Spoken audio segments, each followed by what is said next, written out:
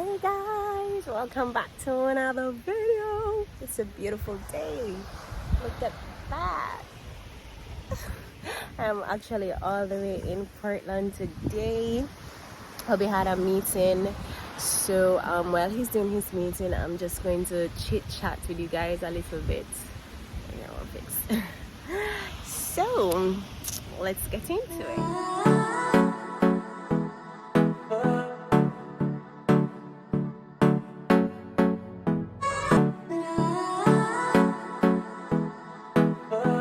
So I'm just here.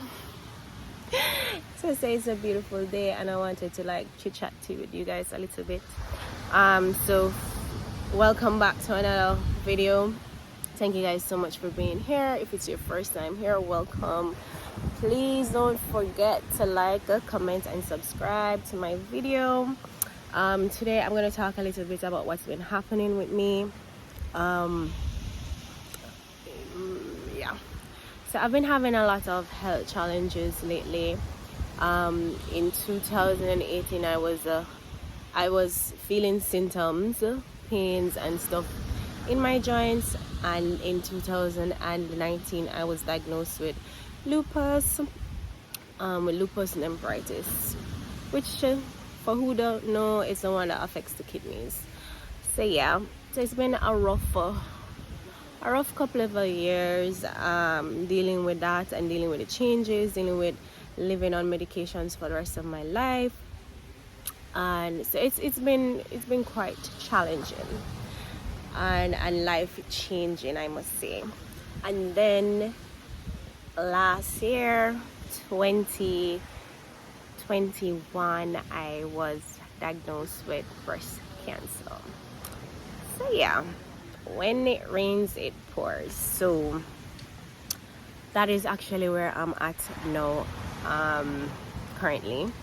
So I was diagnosed last year around, I kind of felt a lump around November, and it was by self-examination.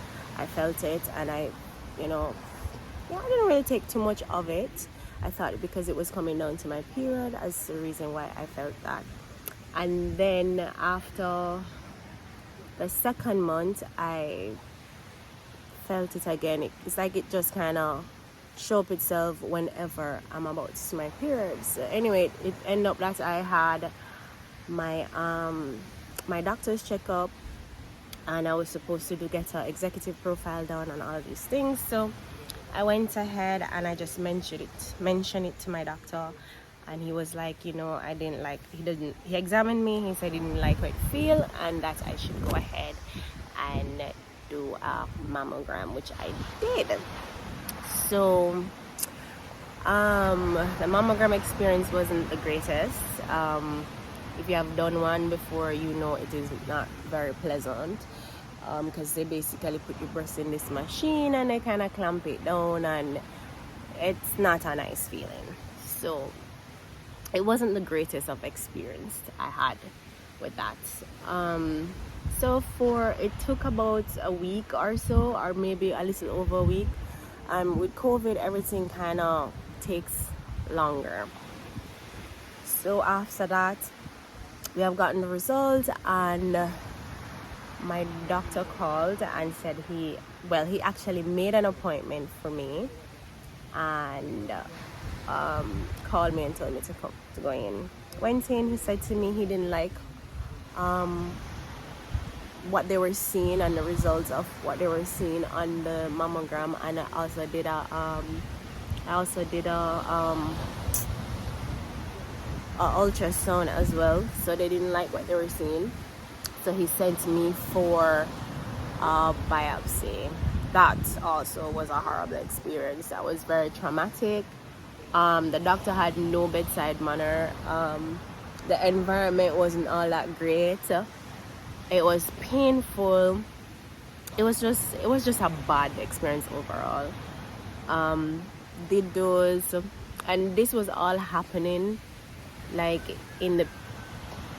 this was actually happening in October, not November, because I said November, but it's actually October because it was coming down to my anniversary. So yeah, and my anniversary is actually the 31st of October.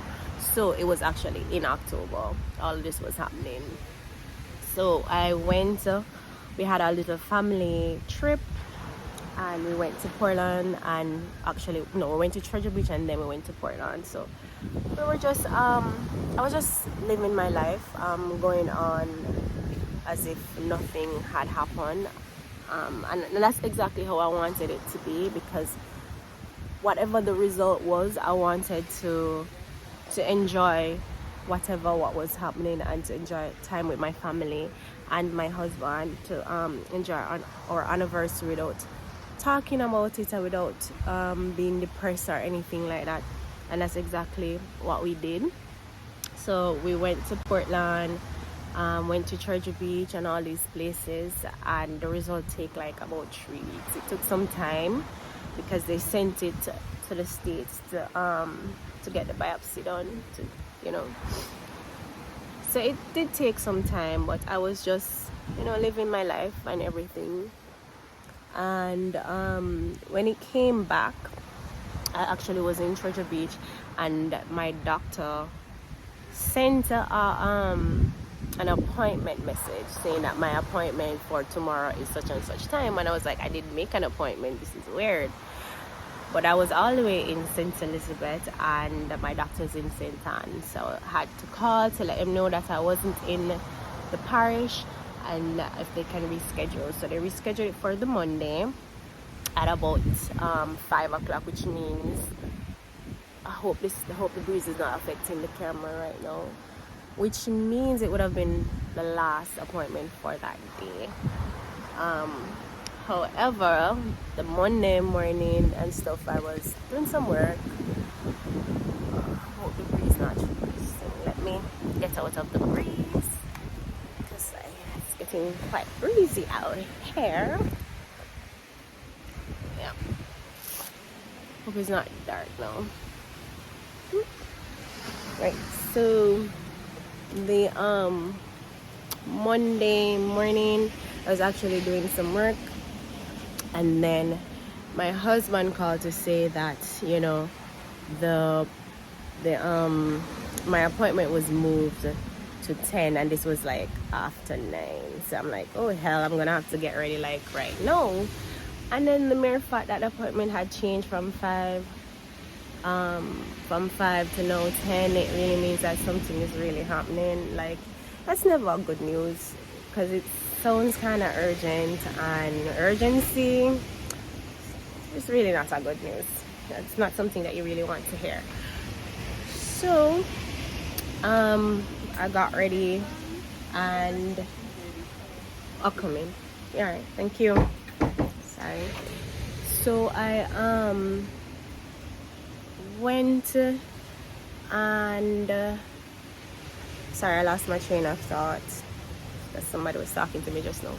Right, so anyway, I went in that morning, and my husband came, and we all met with the doctor that day.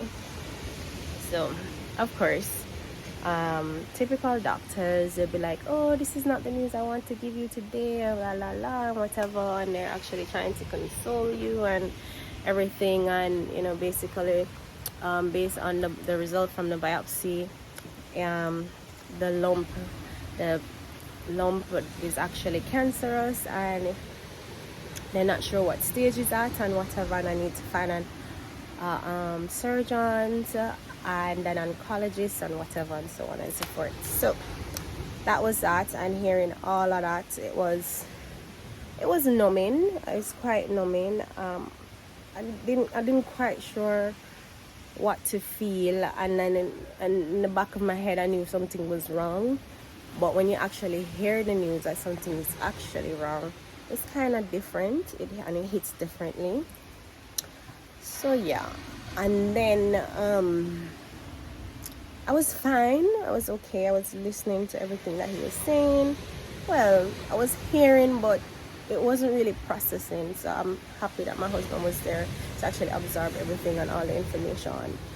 And then after I broke down when he looked at me and he said to me, "Kid, I know I've seen what you have done with lupus, and you're very strong, you're really strong, and you can do this." And I actually broke down when he said that, because I didn't feel strong. I just felt tired and exhausted, and I'm like, I've just went into remission, and I've done all these changes, and I have to cope with being able to take in medications for the rest of my life, and then something else just happened when I feel as if I was on a part where I am handling this thing, and I'm dealing with it, and I'm getting through, and then all of a sudden now, I now have cancer to deal with. So it was really hard. And then when he said that I was strong, I really broke down, and I just started crying, because I just didn't feel that way. I just felt tired. I feel like I'm over this now, and I'm just so tired, and I just can't do anymore.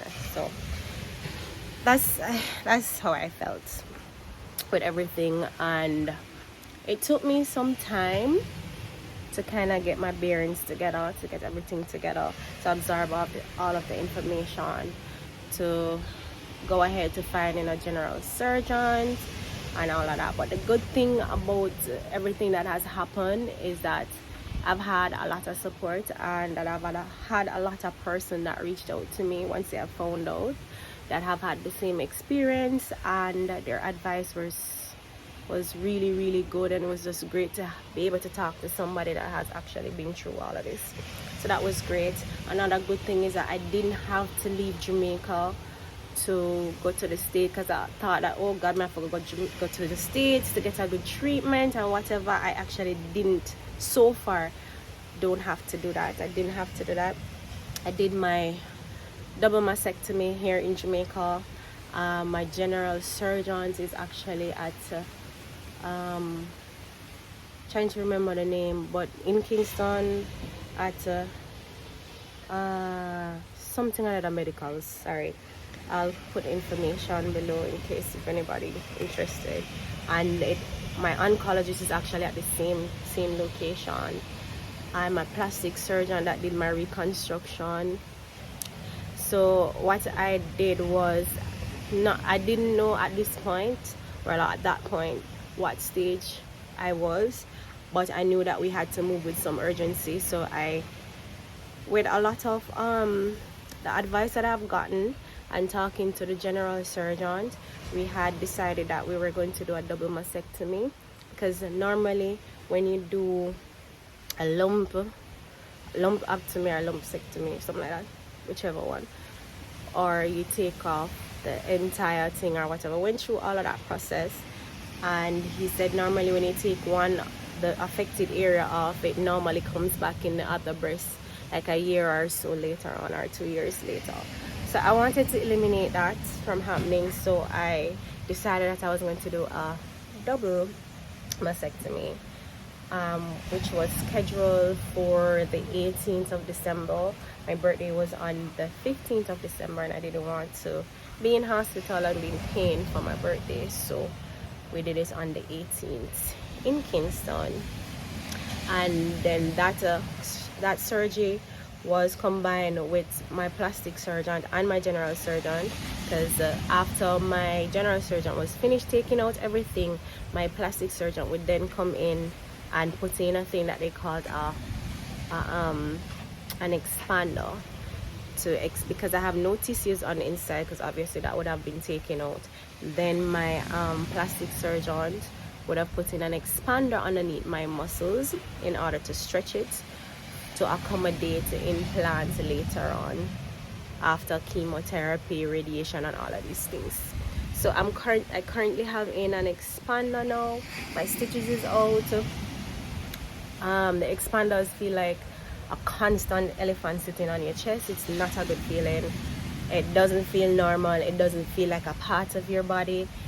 It's, in my opinion, it's horrible for me, and it's very hard to sleep. It gives me back pain at night.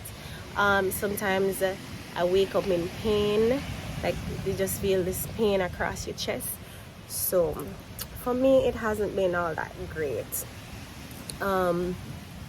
So so up to date, I'm supposed to start chemotherapy on the Wednesday. I'm not sure when this video is going to go up. So that's that. I have had to put in a thing they call a port in my chest, so that was another surgery that I had to do, and my surgeon was really good because I was actually nervous about it, but he did a very clean cut. As you can see, the stitches are still there, and so they connected the port to your veins, so that's where they would do your infusion.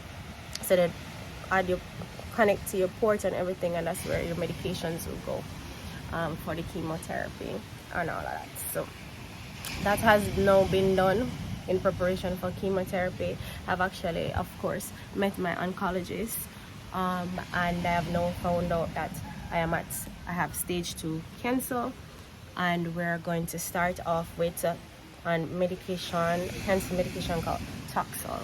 So I'm going to do that for 12 weeks. I'm not sure how I'm going to feel afterwards, but I've gotten a lot of advice and a lot of tips and tricks from persons who have been through it, how to deal with the nausea and all of that. I've actually cut my nails and taken off the acrylic in preparation, because they say your nails are going to get dark and brittle and whatever. So I've done all of that, and yeah, that's what's been happening. So it's been a rough road. It's been really hard. I am, with everything, I am actually blessed, and I'm very grateful and appreciative for the persons around me, for my mother, for my husband, for my friends, everybody who has just been there and who have been reaching out and everything. It really, really, really helps. Whenever you're going through changes and you're going through things that are so traumatic, it's always good to have a good support system. And it's also good for the person who's going through it to know that it is okay for persons wanting to help, and that it is okay to accept help, and it is okay, because it does help along the way. So I'm very, very appreciative of everybody that has been there, that has given me their advice and had reached out and everything. It's so much so that it becomes a little bit overwhelming, but I'm really, really appreciative of it, for the kind words and everything. And just know that whenever you're going through anything as traumatic in life, just know that the persons that are with you, are close by you, that they're also going through it too. So you have to also give them their time to process and to deal with it, and to deal with the way they're feeling and everything. So even though you might be mad at the world, like I was mad at the world, I was upset, I was just angry. I couldn't even pray as to how angry I was. I was just like, this is so unfair. Like, why is this happening to me? So it's been really hard. It's been really rough. And I was in a very dark place at that time, but I didn't stay there long. And I was actually appreciative for the fact that lupus, and being diagnosed with lupus, had actually taught me to just accept what is happening and just deal with it, just get it done. And because of that, I was able to do that with cancer and what I'm dealing with now. So that's where I'm at. I'm just being grateful for the persons that I have around me, and just trying to get through this day by day. It's been hella hard. I am not even going to sugarcoat it. It's been really, really, really, really, really, really rough. Like, so rough, like really rough. So I'm going to try and document my days during chemotherapy, how I feel, dealing with the hair loss if I get any, and all of that. I mean, I'm not even too worried about the hair loss, because my hairs have always been short, and I've cut my hair many times. I've even lost my hair when I was first diagnosed with lupus. So that doesn't scare me, and I don't really feel any way about that. I think I can manage it. Hopefully I can manage it. So that's that, and I'm just walking this path on a positive note, trying to be positive every day, and just manifesting all good things and all positivity and all good energy. And yeah, and I hope this video will inspire somebody or strengthen somebody who's going through something like this, to know that it's not the end and it's not a death sentence, and you can do it. Once you put your mind to do it, you can do it, and you can get it done, because worrying doesn't help. It doesn't make any sense to worry, because at the end of the day, you know, you still have to do it. You still have to go through it. So it's either you're going to go through it, you know, with your head up, or you're going to, because either way you're going to go through it. So might as well go through it in a positive way, and trying to be positive and try to just bring some light in a very dark place. So yeah, that's that. And that's what has been happening. So I want to thank you guys so much for watching.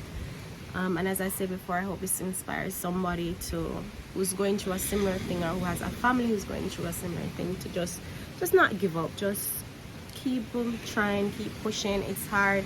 I'm not going to say it's not hard. It's hard. I don't even start chemotherapy yet, and I'm telling you, it's been hard.